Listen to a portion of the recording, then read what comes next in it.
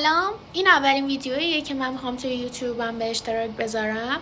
تصمیم گرفتم که یه محصولی رو انتخاب کنم که خیلی ترنده این روزا که با هم دیگه تستش کنیم. محصولی که انتخاب کردم امروز این خط چشمای استامپیه که دو طرف است که یه سمتش اینطوری استامپیه، طرحهای مختلف داره. این طرح گلشه که این سمتش هم خط چشم ساده ماژیکیه که همتون دیدید به این صورت.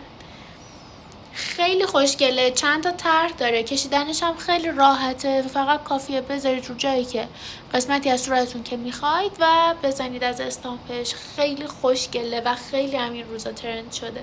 بریم که طرحهای بعدیشو ببینیم با هم.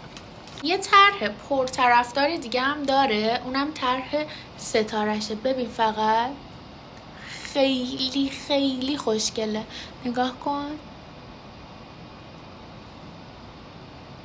طرح ستارهش خیلی خوشگله، البته که همه طرحش خوشگله، ولی خب من خودم ستارهش خیلی بیشتر دوست دارم.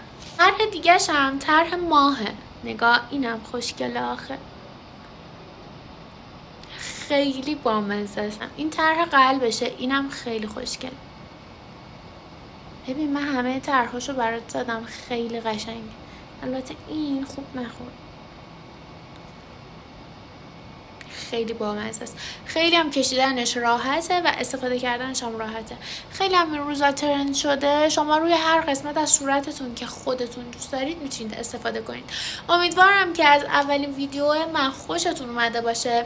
اگر که از محصولاتمون خوشت اومده میتونی توی اینستاگرام سرچ کنی بانو شاپ و پیج ما رو فالو کنی و محصولاتمون رو به راحتی اونجا خریداری کنی.